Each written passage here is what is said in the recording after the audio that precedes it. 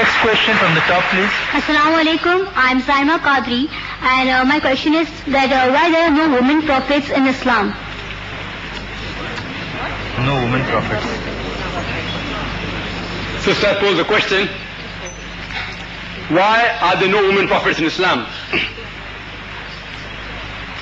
If by prophets you mean that a person who receives the message and who acts like a leader to the people, then I can say for sure that in Islam we have got no women prophets. And I think it's right, because if a woman has to be a prophet, the Quran clearly states that man is the leader of the family. So if the man is the leader in the family, how can he lead the whole people? How can a woman lead the whole people? Come to the second part. A prophet has to even lead the congregation prayers. And as I said earlier, that there are certain postures like Qiyam, Ruku, Sujood, standing, bowing, and doing the Sujood prostration, which if a woman prophet does, the congregation behind will get disturbed. There are situations like the prophet has to meet with the common man very regularly. If it's a woman prophet, Islam does not allow intermingling of sexes. If the prophet is a lady, and if she gets pregnant, but natural, she will not be able to do her duties for a few months. If she has children, it will be difficult for her to do the duty of the mother as well as the prophet. And a man is more capable of doing the duty of the prophet and the father as compared to a woman who does the duty of a mother as well as the prophet. But if you mean that a prophet is a person who's chosen and who's pure and holy, then there are several examples. And the best example I can quote is of Bibi Maryam. May Allah be pleased with her. It is mentioned in Surah Imran, chapter number 3, verse 42. وَإِسْقَالَتِ الْمَلَائِكَةُ يَا مَرْيَمُ, and behold, the angel said of Mary, إِنَّ اللَّهَ اسْتَفَاكِ وَظَهَرَكِ وَاسْتَفَاكَ نِسَاءَ الْعَالَمِينَ, that Allah has chosen thee and purified above the women of all nations. If you mean a prophet is a person who's chosen and purified, then we have the example of Bibi Maryam. May Allah be pleased with her, who was the mother of Jesus, may peace be upon him. We have other examples. If you read in Surah Tahrim, chapter number 66, verse number 11, it says that as an example for the believers is the wife of the Pharaoh, Bibi Asiya. May Allah be pleased with her. She prayed to Allah subhanahu wa ta'ala, make for me in nearness to thee a mansion in the garden and save me from the Pharaoh and his evil things. Imagine, she was the wife of the most powerful person of that time, Pharaoh, and she rejects all the luxury and asks for Allah subhanahu wa ta'ala in exchange a mansion in the garden. According to Islam, there are 4 perfect women besides Bibi Maryam and Bibi Asiya. May Allah be pleased with them. The other examples are of Bibi Fatima and Bibi Khadija. May Allah be pleased with them both. Hope that answers the question. There are quite a few people asking if they would feel shy to come up to the mic and we should start asking questions from the chits. Inshallah, after the next 3 questions, it would be alright to start our secondary preference, session 2. The next question. My name is Samir. I'm a student. I'd like to ask this question. You have put there is an upper limit in Islam for man to marry 4 wives. But why did the Prophet Muhammad have 11 wives? And there is an insinuation that he was hypersexual. The brother asked the question that since Islam allows a maximum of 4 wives, how come Prophet Muhammad had 11 wives? I do agree with the brother that the Quran mentions Surah Nisa, chapter number 4, verse number 3, that you can maximum have 4 wives. But there's another verse in Surah Azab, chapter number 33, verse number 52, which says that, O Prophet, you cannot marry more women. Neither can you exchange any other woman for the present one, even if the beauty attracts you. except what your right hand possesses.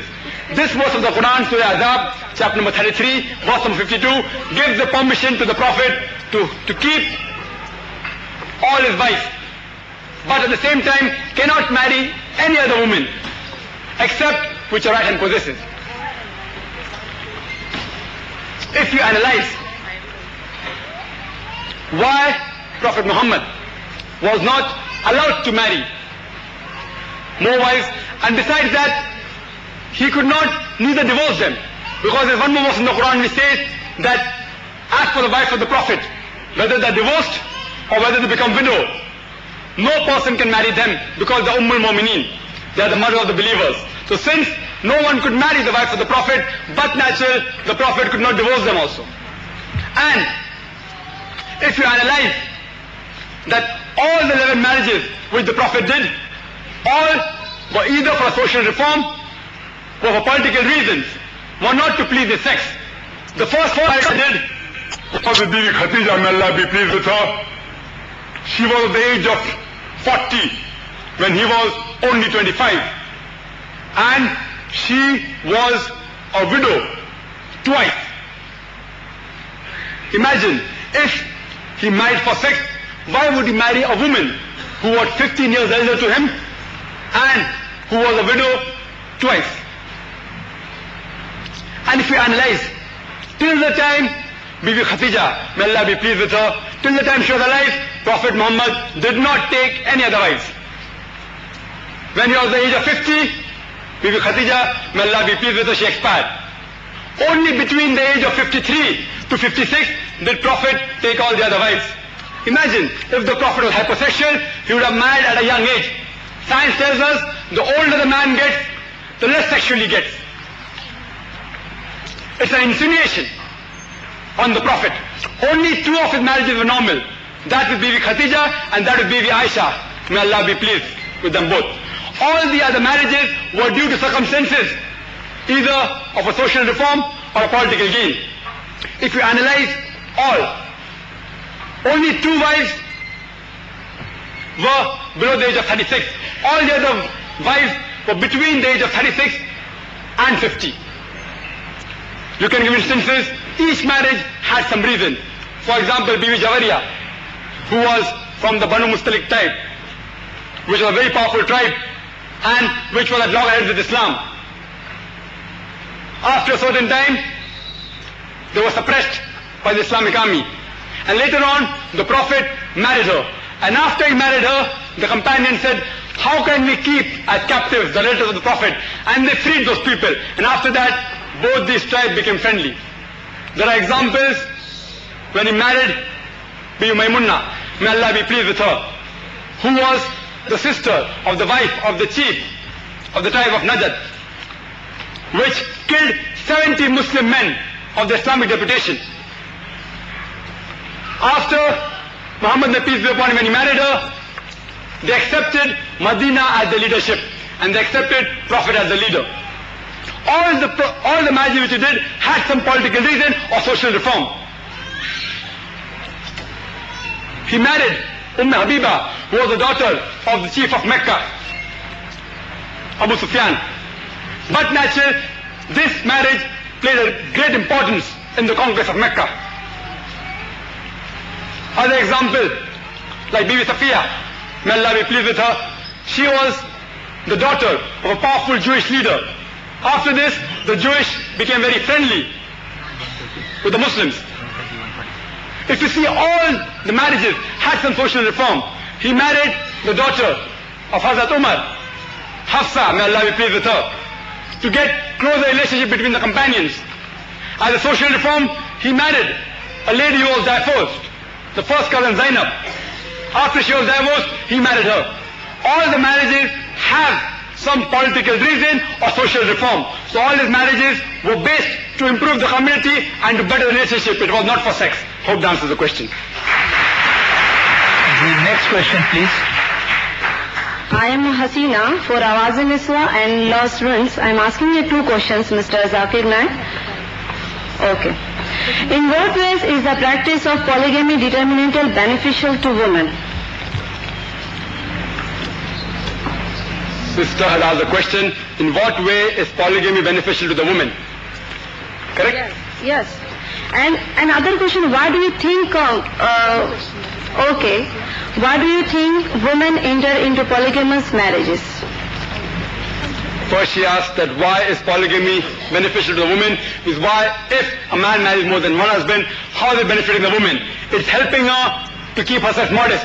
Because if every man married one woman, there will be millions of women in the world who will not find husband.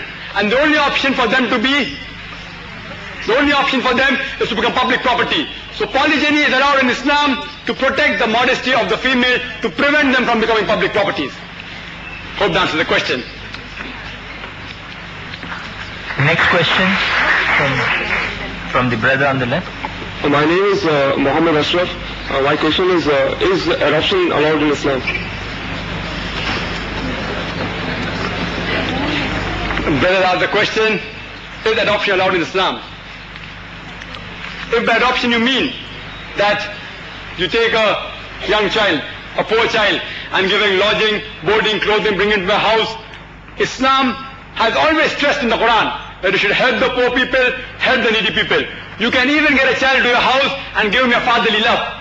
What Islam objects to is, you cannot legally adopt. You cannot give your name to the child. Legal adoption is prohibited in Islam. Why? Because if a person adopts a child legally, there can be several complications. First is that the child, whether it's a girl or boy, it will lose its identity. Point number two, if suppose after you adopt a child, you may have your own children, no one can say that you will never have children throughout your life. If you have your own children, you will be biased towards your own child than the adopted child. Point number three, if the children born to you, if they are opposite sex as that of the adopted child, they cannot freely stay in the same house because they aren't blood sisters and brothers to each other. If the adopted child, after he grows up, if it's a girl, after she grows up, she will have to do hijab with the so-called father because he is not his original father. If the adopted child is a man, if it's a boy and he becomes elderly, becomes a man, and then if he marries, again, there has to be hijab between the daughter-in-law and the so-called father. And there are several other reasons. And besides that, if you adopt a child, you will be depriving many of your relatives of their rights. Because after a person dies, whatever property he has is divided according to whatever is mentioned in the Quran. If the person has children, and if he adopts a child, but natural, he will be depriving a share of his own child. If the person, if he dies, if he has no children, then the wife will get half the share as she should get if she has no children, including the mother. If there are children, she gets 1/6. If there are no children, she gets 1/3. Again, if you adopt a child, you are depriving the share of your mother. So to prevent these complications, legal adoption is prohibited in Islam. The next question. Assalamu alaikum. I'm Kamal Sayyed, Deputy Secretary, Home Department. In your elegant speech, you had mentioned that for a divorced woman, after the divorce, the husband looks after her during the period of iddat. Maintenance allowance is given to her. But after iddat, I presume that the parents are supposed to look after the girl. In case the parents don't have the provisions to look after the girl, I would ask you, what is the girl supposed to do? Sister asked a very good question. That suppose a lady, she is divorced. It is the duty of the husband to provide support till the iddah period, which lasts for maybe 3 months or till pregnancy.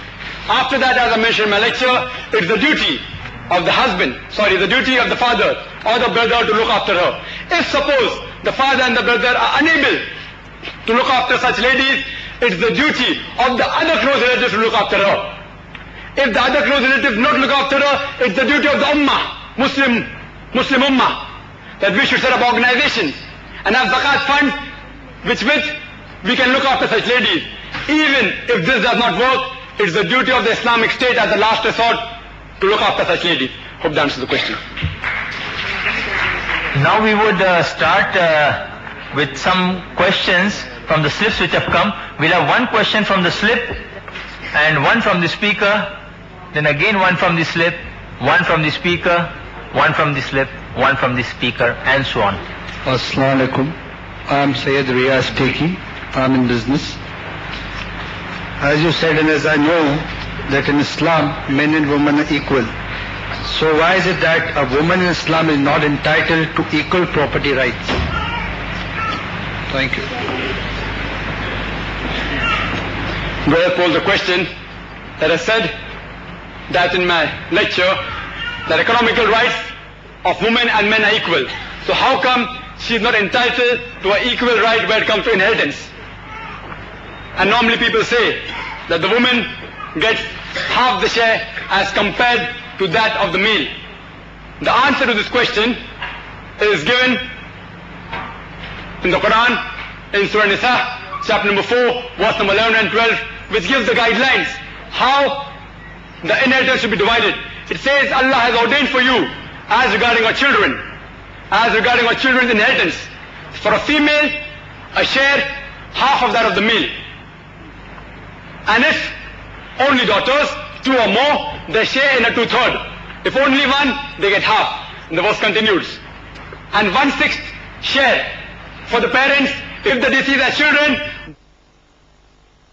If you have no children, if the deceased has no children, mother gets 1/3. If the deceased has brothers and sisters, mother gets 1/6. And the verse continues, verse number 12 says, as in what your wife leaves, your share is half if there are no children, and your share is 1/4 if there are children. As in what you leave for your wife's share is 1/4 if there are no children, and 1/8 if there are children. In short, most of the time, the female gets half the share of the male counterpart, but not in all cases. For example, for a uterine brother and sister, both get 1/6. If the deceased has got no ascendant or descendant, both get equal share. If the deceased has got no children, both mother and father get equal share of 1/6. And in certain cases, if the person who has died is a lady, who has got no children, the husband gets half, the mother gets 1/3, and the father gets 1/6. That means there are cases in which the woman even gets double than that of the male counterpart. That the mother gets double than that of the father. But I agree with you, in most of the cases, the female gets half the share as compared to the man, where it's considered to daughter and a wife.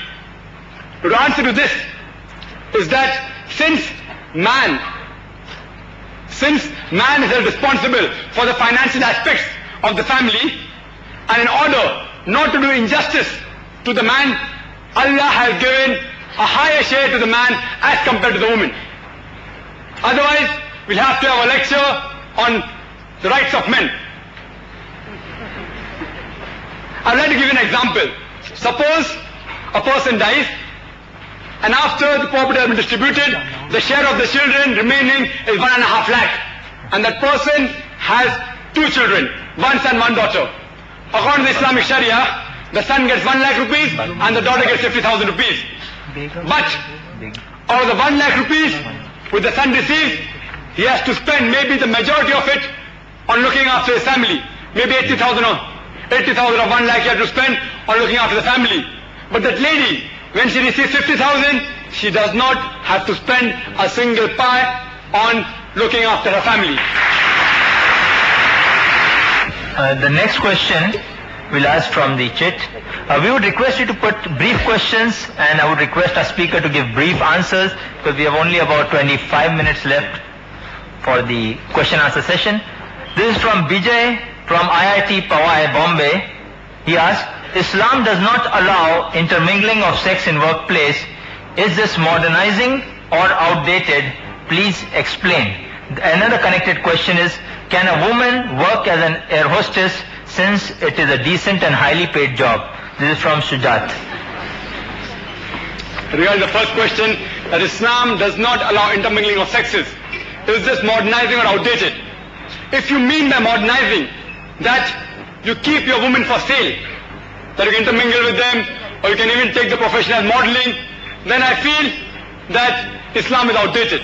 Because women, by the Western media, by the Western culture, they have said that they have given more rights to the women. They are raising the status of women. Actually, they're degrading it. According to statistics, it tells us that 50% of the women in America who go to universities and workplaces are raped. Do you know that? 50%. Why? Because most of the jobs in America involve intermingling of sexes. If you think that a lady should be raped with modernizing, then Islam is outdated. If you think not, then Islam is the most modernizing.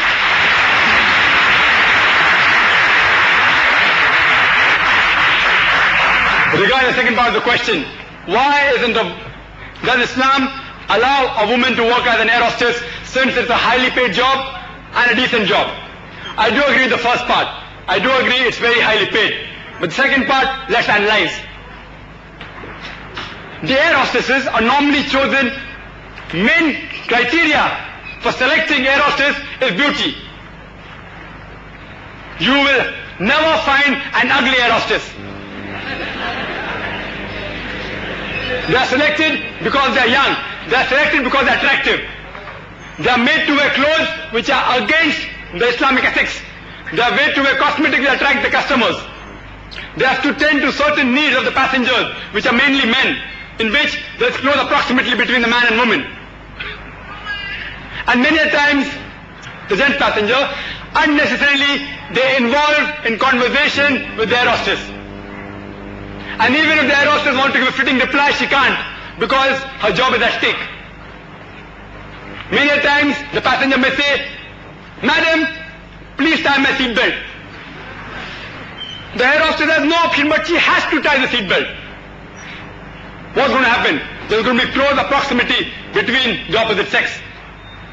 Many airlines also serve alcohol.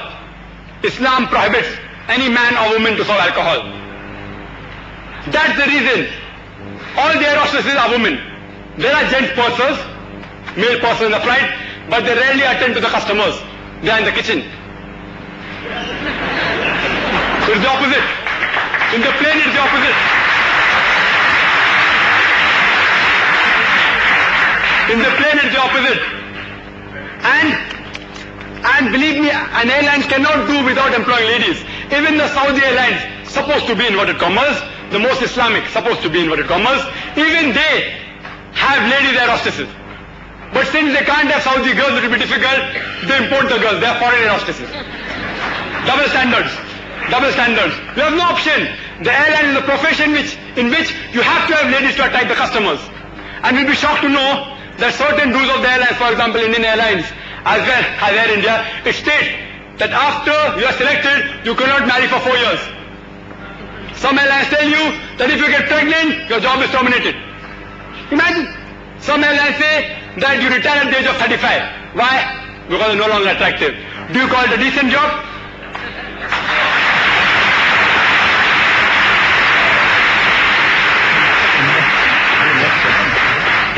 The next question, please. In the name of Allah, most gracious, merciful and bountiful, Assalamu alaikum. I am Parveen Alavia, a practicing lawyer and a researcher in world religions. My question to you, Dr. Naik, is, you mentioned the solitary illustration of a woman who told the body that she was forced into a marriage and her marriage was allowed to be invalidated. This incident took place years ago. I wonder here, if possible, the body. Quran is the constitution of the rights of women and men. Is there a body? If so, name it, which also enforces the breakage and rights. Thank you. Sister has asked a very good question. She has asked that about the rights of the woman. It's very well laid out in the Quran and the Hadith. And if a woman is forced into marriage, the marriage can be invalidated. Is there any body today existing which can invalidate such marriages? There are many bodies, example in Iran as well as in Saudi Arabia. Unfortunately, the Indian government doesn't allow the Muslim community to have such courts, though there is a Muslim personal law, but all the rights are not given. If you request the Indian government to allow us to have such boards out here in India, then inshallah even in India we'll have such bodies. They have given only certain rights, not all the rights. The next question from the chit: is co-education allowed in Islam? This is from Rashid Sheikh. He's a student. Is co-education allowed in Islam? Brother asked the question, is co-education allowed in Islam? Meaning, can male and female study in the same school, college or universities? First, let's analyze whether male and female can study in the same school. There was a report which came last year in the world this week, and it gave the survey of the schools, both unisex schools as well as co-ed schools in the UK. And the survey said that the overall result of a unisex schools was much better than a co-ed school. When interviews were taken of the teachers, they said the students in unisex schools concentrated more than the co-ed schools. When interviews of the students were taken, they preferred studying in co-ed schools than unisex schools. And you know the reason very well why. And that survey continued. It said that people in co-ed schools spend more time in becoming popular with the opposite sex. And besides lack of concentration, they gave very smart answers to the teachers. And they spend more time in dating than in gaining education in school. And the last point of that survey was the UK government was thinking of setting up more unisex schools in the country. According to the American report, it said that girls in school spend more time in picking up illicit sex techniques from their classmates than acquiring knowledge from the teachers. In India, the same thing is happening to a greater or lesser extent. Let's analyze the males and females together in the colleges and universities. All the points I mentioned for schools, they are magnified when it comes to colleges and universities. According to a report of Newsweek, which was published on 17th of March 1980, on page number 50, it said that the sexual assault of the women in the universities was given. And it said, I won't repeat the full history of that report because time is short, but the main point is that lecturers and professors, they forced the ladies into sexual harassment in exchange for a better grade. Same thing is happening in India, in Bombay. And after they're sexually harassed, but natural, the concentration to education goes low. You had incidents last year which made the headline of the paper, I forgot the name of the college, in which a girl student was raped in the broad daylight by 4 or 5 students in the college premises. And out, according to a report which came day before yesterday in the Times of India, on the 26th of August, it repeated the report of New York Times. It said that 25% of the ladies that go to schools and universities in America are raped. My basic question is, do you want to send your child to a school to get educated, or do you want to send your child to the school to pick up illicit techniques or be sexually harassed? If it's the first, I would advise you to put them in unisex schools, and there are several of them in the city. Hope that answers the question. I have an announcement to make. I would just like to inform you regarding this session.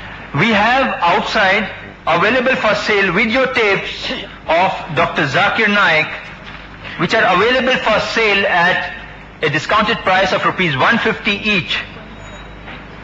The topics covered are this cassette of the Bombay Union of Journalists debate on Is Religious Fundamentalism a Stumbling Block in the Freedom of Expression, when he spoke along with Dr. Vyas and Father Pereira, a Jesuit expert. Then we have Religion in the Right Perspective, given at a place in Nariman Point. We have Islam, the Universal Religion, at Mani Bhavan, organized by the Bombay Sarvodaya Mandal, and Al-Quran, Should It Be Read with Meaning, lecture given at the SNDT University Hall, Juhu. These are available for sale outside. We also have the Holy Quran, which is available on a hadiyah, a nominal hadiyah of rupees 150 each. This is the English Quran with the text and English translation by Abdullah Yusuf Ali along with its commentary. We know that we have quite a lot of questions coming up. There's a lot of interest, enthusiasms, but at the same time, I have to be pragmatic. We have our time limitations.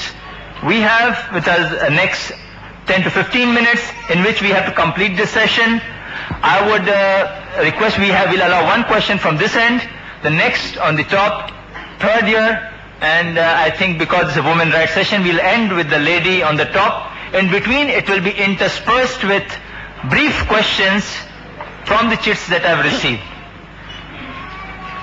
Those who are interested in having further questions, I would like to inform them on this subject or on any subject of Islam and comparative religion. You are most welcome to attend our lectures followed by question and answers, maybe in a smaller setting, on Fridays at 2:45 p.m. for ladies, every Friday that is, and every Saturday at 2:45 p.m. open for all, and on Sundays at 10:45 a.m. open for all. Muslims, non-Muslims, all are welcome, and in a very cordial and open atmosphere you are allowed to criticize, cross-examine, and openly discuss Islam and its values without offending the speaker or yourself. If you feel you can better educate that lecturer or the talker there, we would be happy to be corrected, and we hope in the same spirit you would be able to discuss with a very open mind the problems we face in society and the world in general. And the next question, please.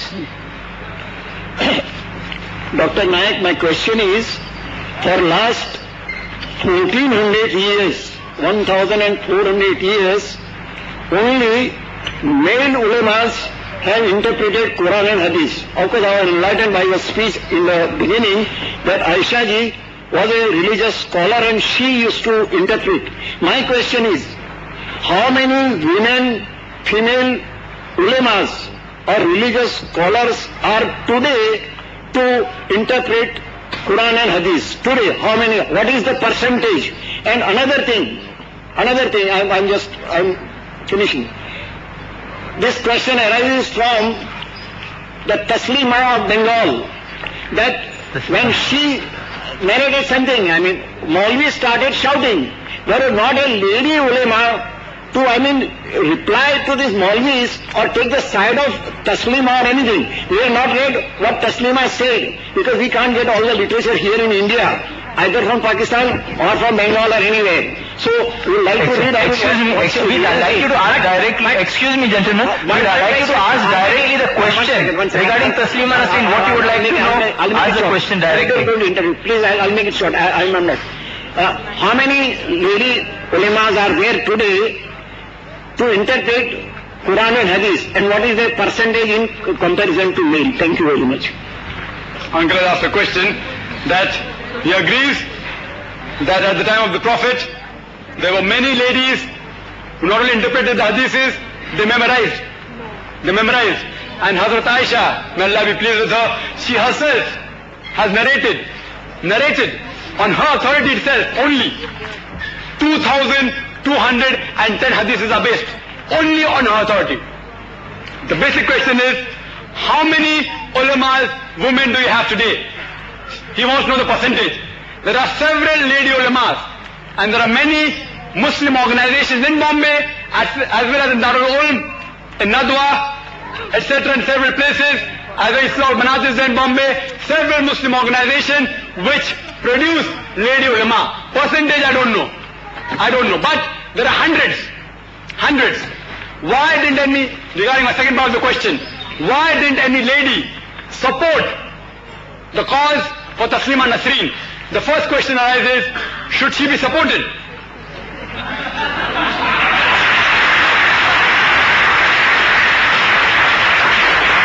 Regarding the answer for the question of Taslima Nasreen, this cassette is available outside in the foyer. This cassette, we had a debate in the Bombay Union of Journalists. Bombay Union of Journalists had a debate between myself and Dr. Vyas and Father Pereira as well as Ashok Shahani, who translated into Marathi Lajja. And many people objected, many people guided me that don't go to that debate, it will be a problem. They will misquote you, and believe me, I had two minds. But finally my father guided me, take the name of Allah and go, and I went. Alhamdulillah. Alhamdulillah, it was only because of Allah's support that the debate was successful. It was so successful that not a single paper reported it. You know that? Not a single paper.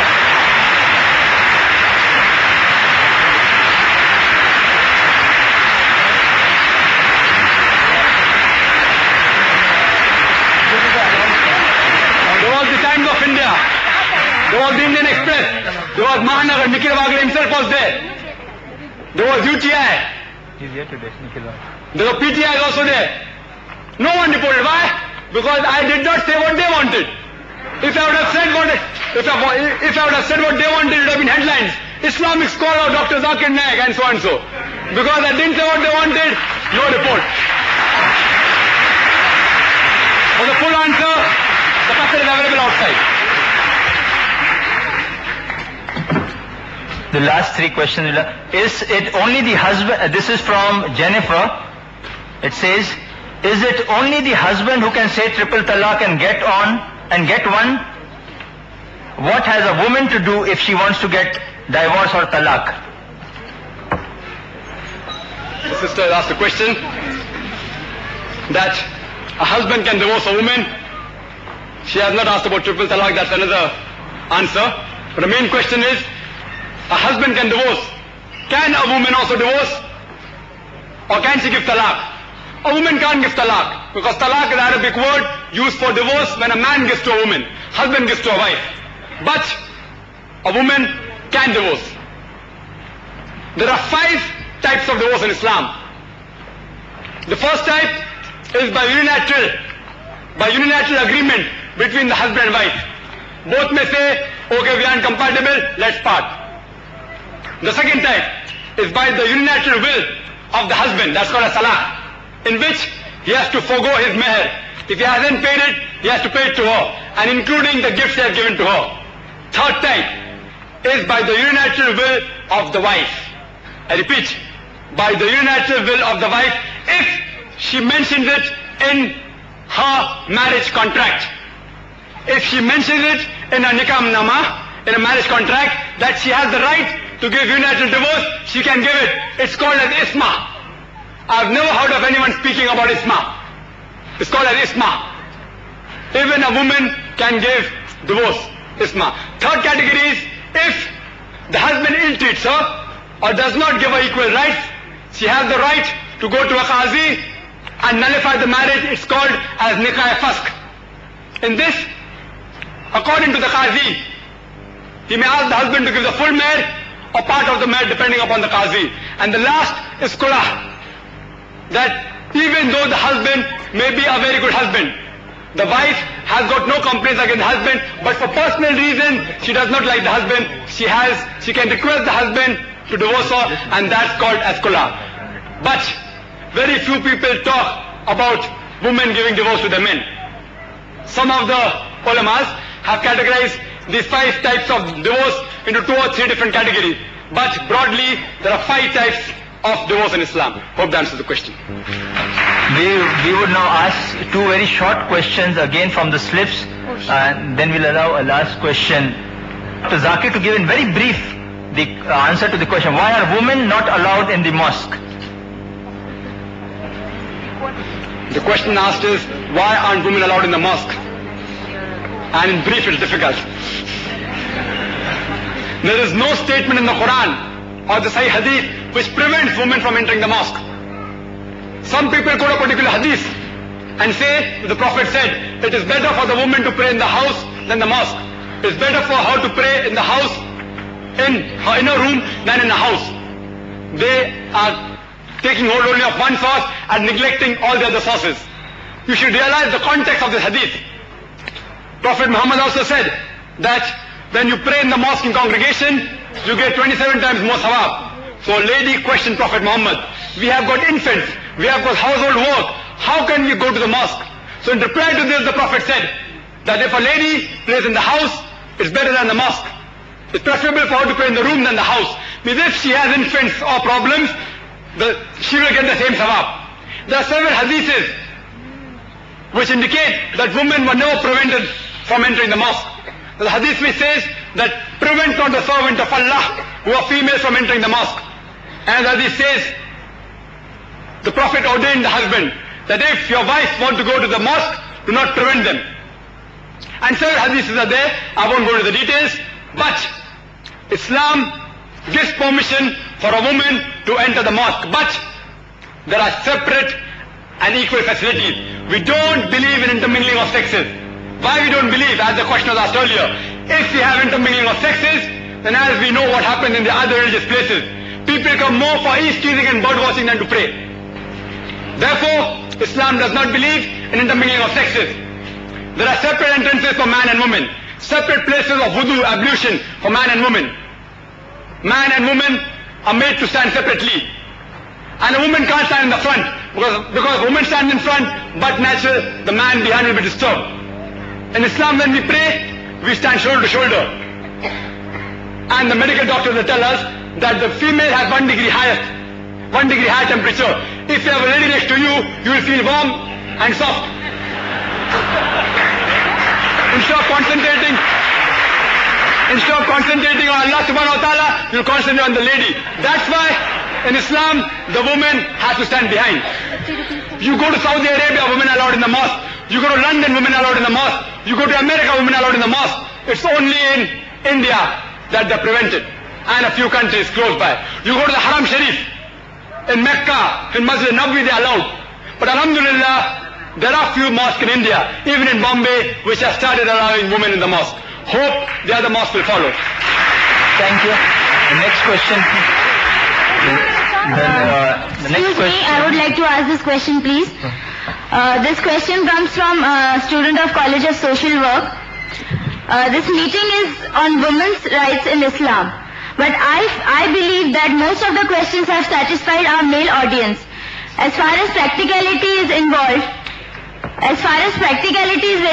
that is an infinite series of argument will go on if you are going to look at that. If you could put your question, we'll try to satisfy that. This question... just put your question because we have a very short time. You put your question, this question goes to Islamic Research Foundation.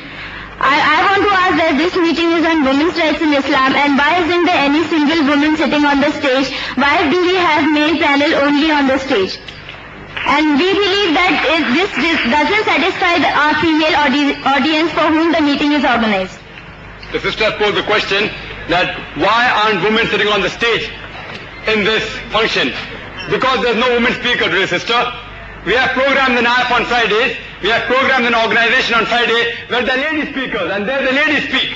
Here, I'm supposed to speak on the topic, and I'm a gent, alhamdulillah, I'm not a female. And the chief guest also, alhamdulillah, Justice M.M. Qazi, and the coordinator, all are men. There are programs in which females speak, and we have female speakers as well as female chief guests. Inshallah, when we have a program next time, we'll invite you for that. The next question is, if talaq, is it necessary for the husband to take permission of the first wife before marrying the second? In brief, please. The question poses, is it necessary for the husband to take the permission of the first wife before marrying?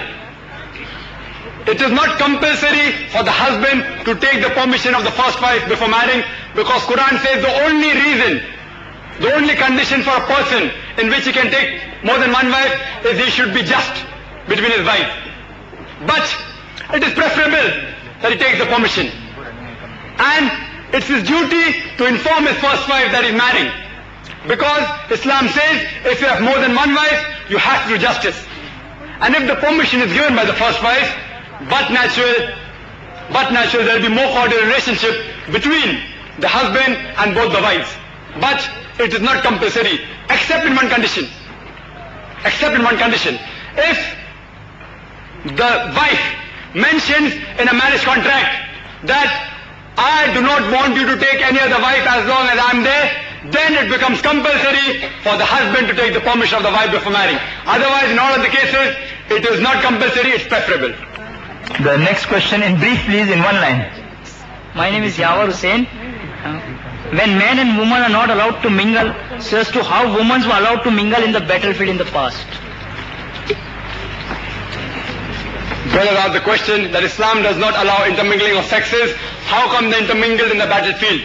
If you heard my speech correctly, brother, I said even in the battlefield they were doing hijab. There was a slight concession given. If you read Sahih Bukhari, it said that the feet of the women were seen. Normally even the feet are covered. So Islam gives a concession that during battlefield, since women even rode horses, the feet were seen. So Islam gives little leniency, but they're going to intermingle like what they do in the American army. They had to maintain the Islamic ethics as well as the Islamic dress code. We'll allow this as the last question. Video culture, films, songs, novels, magazine, co-education have filled the present situation with sexual anarchy. Is it recommendable in these circumstances to allow our children, especially daughters, to get married by their own free will? This is Muhammad Aslam Ghazi. The brother asked the question that since in the world of science and technology, and we have so many films on sex, etc., is it advisable to allow the daughter to have her own free choice in marriage? I told you that the parent can surely give guidance, can guide their daughters in marriage. They can't force them. And how do you know that the parent is always right? So here Islam gives permission that the parents can guide their children in marriage, but they can't force, because it's finally the daughter who has to live with the husband, not the parent. We'll allow a last quick one-line question from the top, and then we have the vote of thanks. Assalamu alaikum. I am Mrs. Razia Khan. According to Muslim personal law, only the father is natural guardian of his children. Why? To pose the question, according to the Muslim personal law, only father is the natural guardian. It is wrong, sister. According to Islamic Sharia, if a child in its initial stages, approximately the age of 7, if he's below the age of 7, the guardianship goes to the mother, because a mother's responsibility is more than the father's responsibility in the initial stage. After that, the guardianship goes to the father. And after he becomes matured, it is the free will of the child. He chooses himself or she chooses herself who she wants to be with. But during this course, Islam says that irrespective of the child is with the father or the mother, the child is allowed to meet with both the parents. Hope that answers the question. I would like to thank all of you who gave in so many questions. I've yet so many questions in balance, so many people standing on the side. We're sorry we cannot continue on because of time restrictions of this hall. And we would welcome you to come to the IRF, and we would love to answer these questions in humble demeanor. I would like to say that we would have loved to answer all your questions throughout the day. There are time limitations to this hall. I thank you all. I especially thank Justice Qazi, an eminent jurist, to be present here to speak to and support our women rights program. I thank the hall management, the video team present here, and all of you present who have made this program so lively with your enthusiasm and interest. Thank you. Assalamu alaikum. Jazakallah khair.